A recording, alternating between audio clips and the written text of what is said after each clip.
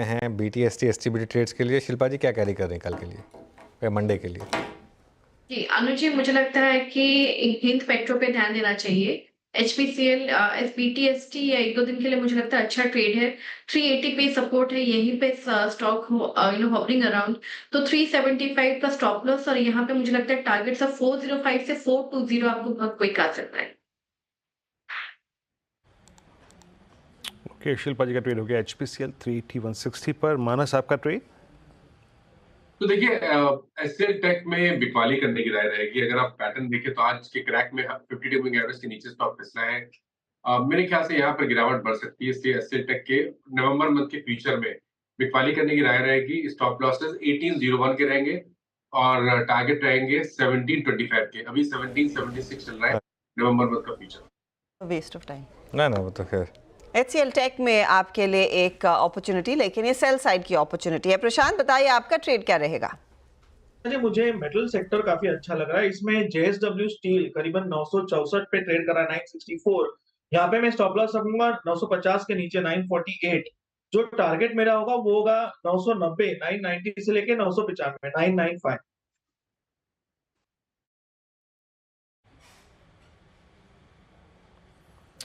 Okay, JSW steel 963.80 पर आप pick कर लें, करीब करीब आधा % ऊपर। अमित सेठ जी आपका ट्रेड क्या रहेगा? जी विरेंद्र जी, TCS पे एक शॉर्ट कॉल रहेगा। वैसे भी TCS पूरे सेक्टर को अंडर परफॉर्म कर रहा था। जब बाकी स्टॉक्स अच्छा कर रहे थे, TCS वाज वीक।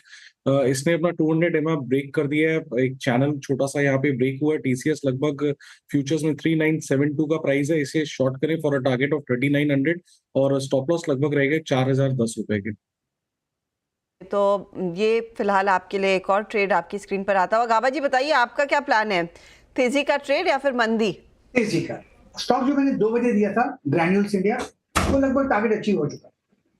मुझे अब तो उस समय एग्रेसिव कॉल था, अब ब्रेकआउट मिला है। ग्रैन्यूल्स इंडिया में ट्रेड करा है 570 में, स्टॉप होगा 560, 364 का टारगेट 580 टू 590, ये जोन है, वहां पे जा सकता है। तो ग्रैन्यूल्स इंडिया पे once again spill over trade, spill करके चले, ट्रेड कैरी कीजिए, बेसिकली आपके लिए यही सलाह है।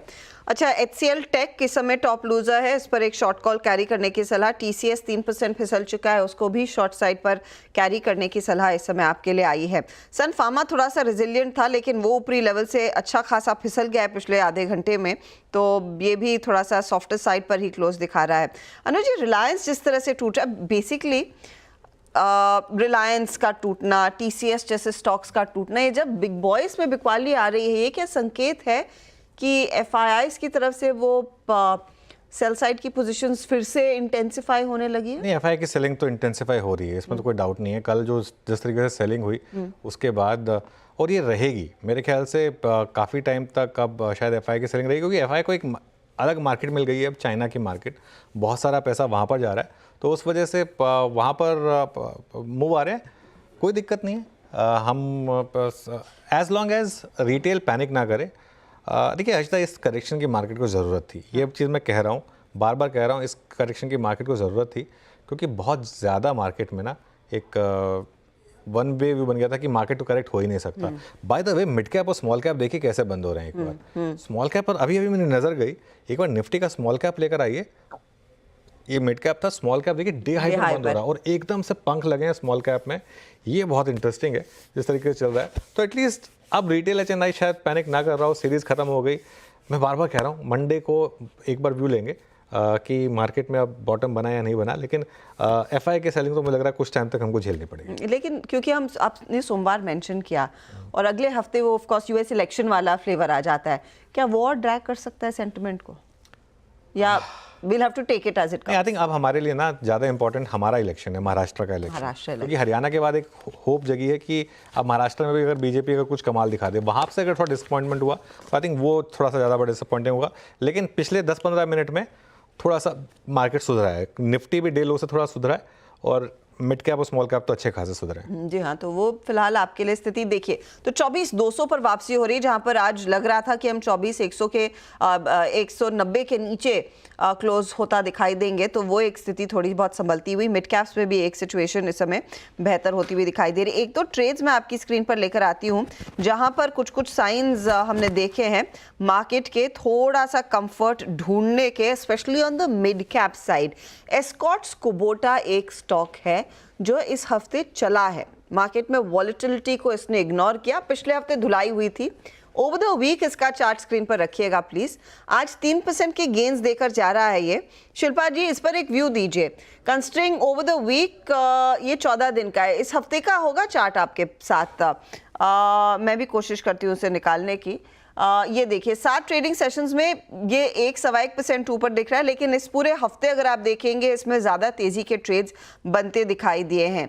एस्कॉर्ट्स कुबोटा को लेकर आउटलुक कितना मजबूत है कि आप ट्रेड कैरी करना चाहेंगे? This week by the way 7% के गेन्स इस ट्रेडिंग सेशन इस स्टॉक ने दिखाए हैं।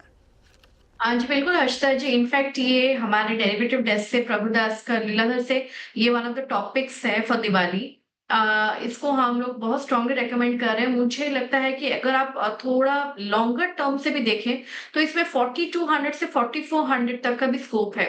तो अभी जो रीसेंट लोज लगे हैं टुवर्ड्स 3600, यही आपका स्टॉप लॉस होना चाहिए positionally, and carry this trade for a positional one.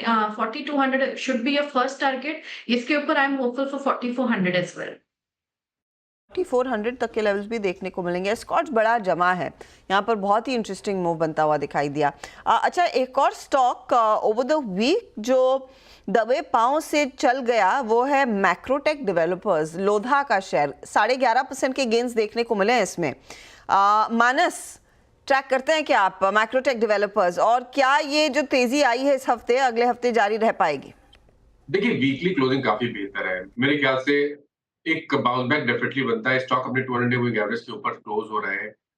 I think अगर एक ट्रेड लेना हो तो पोजीशन ट्रेड लेना बेहतर है। करंट लेवल्स पे आप लोधा में खरीदारी कर सकते हैं। 1160 के नीचे स्टॉप लॉस लगा के पोजीशन ट्रेड लेना है, और टारगेट आपको 1310 से लेकर 1330 तक के देखने को मिल सकते हैं लोधा में। मैक्रोटेक आपकी स्क्रीन पे 1207 पे। एक और आई थिंक चीज़ जिसने शायद थोड़ा सा बैंक निफ्टी को संभाला आखिरी में, और वो था HDFC बैंक। HDFC बैंक की माननी पड़ेगी आपको बात। HDFC बैंक ने आज अपना 10 डे मान नहीं तोड़ा तो नहीं तोड़ा, बस ओपनिंग के टाइम थोड़ा बहुत सिंक हुआ था, लेकिन क्लोजिंग में जाते जाते उस मार्क को फिर रिगेन करके डे हाई पे क्लोज दे रहा है। अमित जी, आपको शॉर्ट टर्म पर्सपेक्टिव से HDFC bank possibly I think जो ये प्राइस सेक्शन है, एक बार जरा HDFC बैंक का रोल ओवर रखेंगे प्लीज़, क्योंकि इसमें कोई तो राय नहीं है कि जब से रोल ओवर स्टार्ट होते हैं यानी 23 अक्टूबर से अप्रॉक्सीमेटली 23 से लेकर टिल डेट यानी आखिरी डेट तक, एक्सपायरी तक, ये stock even the shortest moving average 10 DEMA को not a single day violate करके गया। दैट मीन्स बदला पे, रोल ओवर कॉस्ट पे इसका काफ़ी स्ट्रॉन्ग इम्पैक्ट होगा। इट्स 88.48। मेरे ख्याल से बैंकिंग में ICICI बैंक ने नंबर के बाद वाइल्ड स्विंग दिया, बट जहाँ तक स्टेबिलिटी का सवाल है वो ये है। Roll over 88.48%, stock stable above 10 डेमा। अमित, आपकी राय, जो मैंने कही बात उससे आप थोड़ा सा सहमत हैं या नहीं?